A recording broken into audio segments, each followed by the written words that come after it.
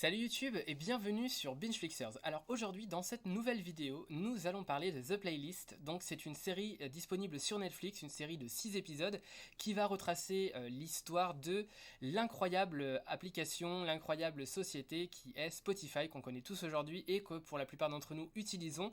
Donc voilà, moi personnellement j'avoue que tout ce qui est films et séries biopiques, c'est toujours des films et des séries qui m'intéressent, peu importe le sujet, peu importe la personne, même si c'est des personnes que je connais pas forcément.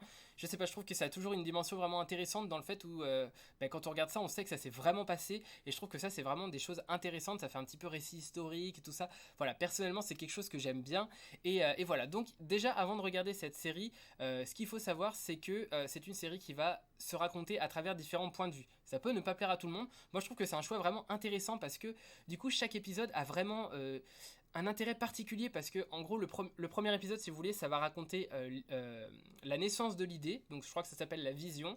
Donc Daniel Ek, qui est un peu l'entrepreneur de génie qui est à l'origine, qui a eu l'idée originale de Spotify. En tout cas dans la série c'est montré comme si c'était lui. Voilà, c'est un peu sa vision, comment ça lui est venu, comment est-ce qu'il a réfléchi pour en arriver là, tout un peu son parcours personnel aussi de vie pour en arriver jusqu'à l'idée de créer Spotify, ou plus, à l'époque il ne savait pas non plus que ça allait s'appeler Spotify, mais créer en tout cas quelque chose pour rendre la musique beaucoup plus accessible et beaucoup moins chère. Voilà, c'était un peu son but premier, donc à travers ce premier épisode on apprend ça.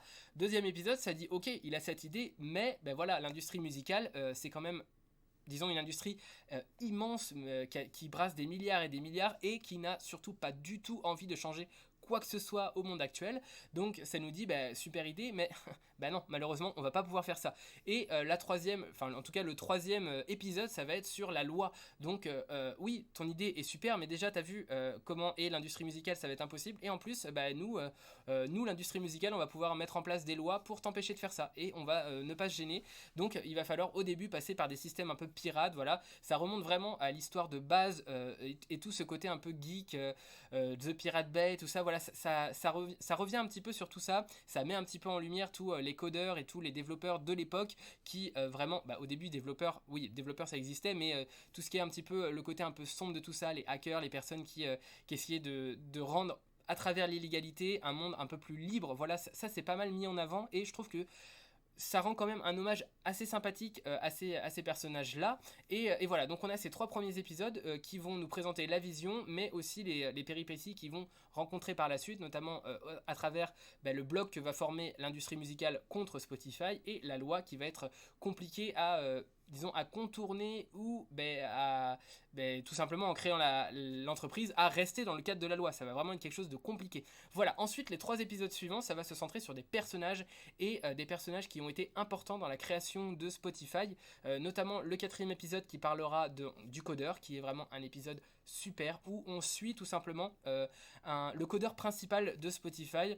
Je trouve que l'acteur est génialissime, je trouve que l'histoire racontée est merveilleuse, c'est très joli, c'est vraiment un personnage inadapté socialement qui essaye comme ça de se frayer un chemin et qui essaye de trouver sa place dans la société à travers notamment le code, qui a vraiment des valeurs de liberté, qui a envie de rendre les choses possibles à la plupart des gens, qui a envie de rendre la musique, pas forcément la musique, mais qui a envie de faire partager des choses aux gens à travers le code, parce que c'est quelque chose qu'il n'arrive pas forcément bien à faire dans la vraie vie, parce que voilà, c'est, comme j'ai dit, c'est quelqu'un d'assez inadapté socialement, et en même temps on va suivre un petit peu des petites amourettes, des histoires d'amour, et je trouve que c'est vraiment très très touchant, c'est vraiment un très très bel épisode. Moi c'est mon épisode favori, oui c'est mon épisode favori quand même, parce qu'il y a un autre épisode que j'ai beaucoup aimé aussi, mais l'épisode 4 sur le codeur, voilà, c'est vraiment un épisode que j'ai beaucoup aimé, un très très bel épisode, donc qui va tout simplement retracer pas l'histoire du codeur, mais plutôt à partir du moment où il est rentré dans la société, toute son évolution et tous les challenges auxquels il a dû faire face, toutes les difficultés qu'il a rencontrées, parce que Dieu sait à quel point c'était compliqué, hein. On le voit dans la série, ils mettent bien l'accent sur le fait que c'était quasiment impossible,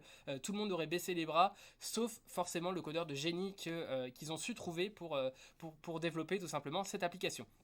Ensuite, l'épisode 5, du coup, oui, l'épisode 5, je crois que c'était sur l'avocat. Donc, pareil, c'est l'avocat de Spotify qui va essayer de défendre les intérêts de Spotify devant les maisons de disques.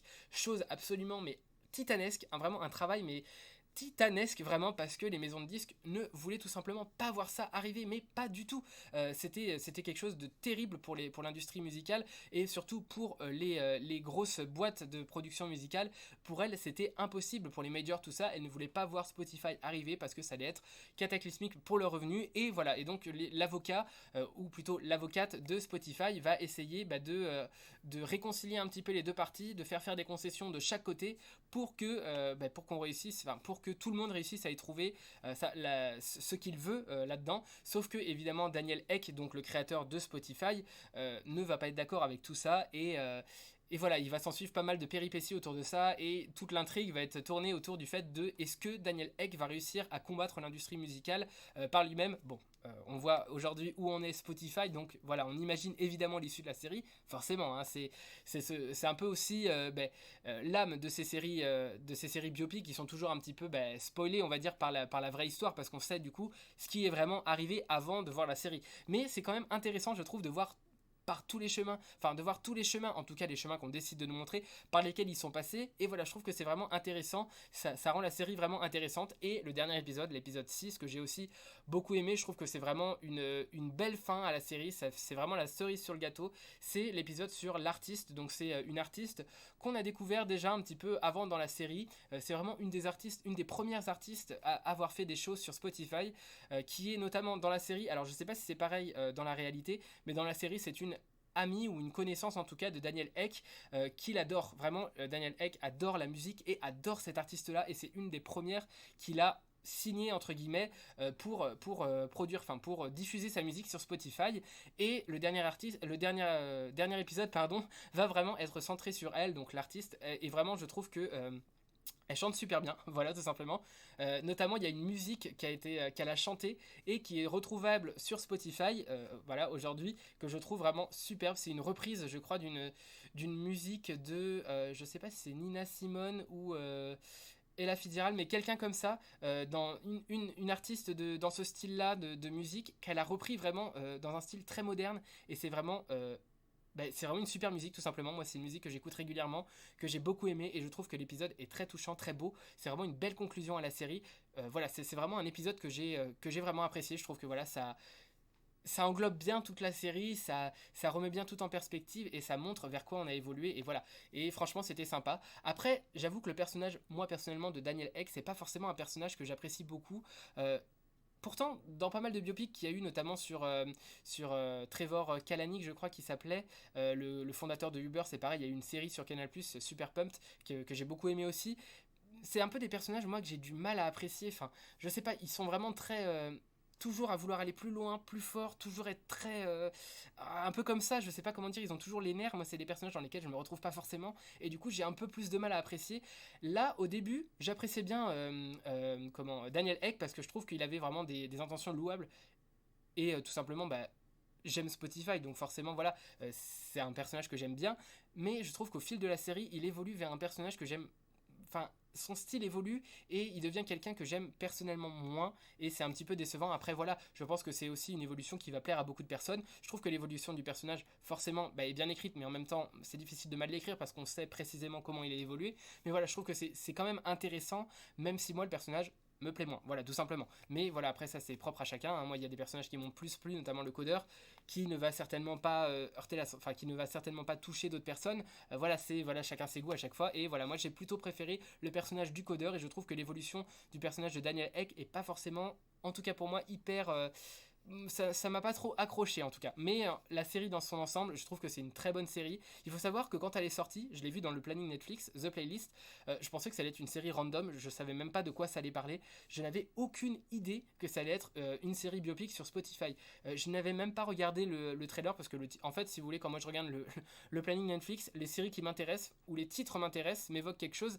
je regarde le trailer. Voilà, et là même pas. Je me suis dit The Playlist, bon, encore une série Netflix random, non, je passe mon tour. Déjà, j'en ai pas mal à regarder. Je passe mon tour, et quelques temps après, je suis passé sur Twitter et j'ai vu un article qui disait The Playlist, la série biopic sur Spotify arrive sur Netflix. Mais j'étais là, mais attends, mais je suis passé à côté de ça. Une série sur Spotify, une série biopic, et je n'ai même pas, je n'ai même pas vu ça, et j'étais halluciné que c'est pas été plus mis en avant. Je trouve que vraiment la série a été mise pas du tout mise en avant par Netflix, alors que c'est une série qui peut intéresser des tas de gens. La création de Spotify, c'est vraiment... Mais Spotify, c'est une application que tout le monde utilise. Tout le monde. Pas tout le monde, mais que beaucoup de gens utilisent. Donc c'est une série qui peut toucher beaucoup de gens. Et je trouve que Netflix n'a pas beaucoup mis en avant la série avant qu'elle sorte. Une fois qu'elle était sortie, ça a quand même pas trop mal marché. Ça a pas fait non plus un carton. Hein. C'était pas dans les top séries. Enfin, c'était dans les top 10, mais je veux dire, c'était pas une série mémorable qui va être dans le top 10 all-time de Netflix. Mais voilà, c'est quand même une série qui aurait pu, je trouve, intéresser plus de gens si Netflix avait peut-être fait une meilleure promo autour de la série, parce que même moi qui suis super intéressé par ce genre de série, jusqu'à 2 jours avant la sortie, ou enfin peut-être un petit peu plus, c'était une semaine avant la sortie, j'étais pas du tout au courant que ça allait être une série sur Spotify, quoi.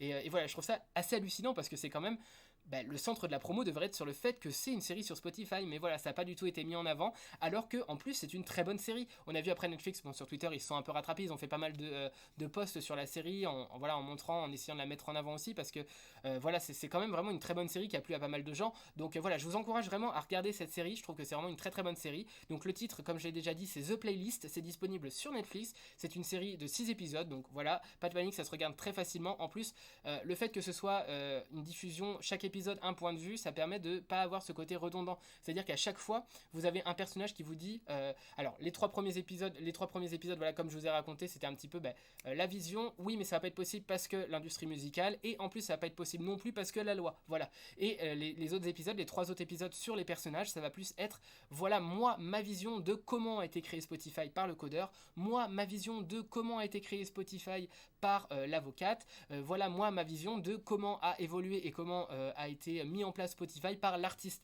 Donc à chaque fois, on apprend, on a une autre vision des choses, et c'est vraiment intéressant, je trouve, parce qu'on a vraiment le point de vue de chacun, et chacun raconte vraiment ce qui a été central pour lui. Et c'est ça que ça fait, et c'est ça qui fait que la série est pas redondante et est vraiment intéressante. En tout cas, moi j'ai trouvé très intéressante. Voilà. Donc The Playlist sur Netflix, c'est une série que je vous encourage à regarder. Je ne sais pas si vous l'avez déjà vue. En tout cas, si c'est le cas, n'hésitez pas à me faire part de vos avis dans les commentaires. C'est toujours un plaisir pour moi de vous lire. Et puis je vous dis à la prochaine pour une prochaine vidéo. Salut YouTube, bye.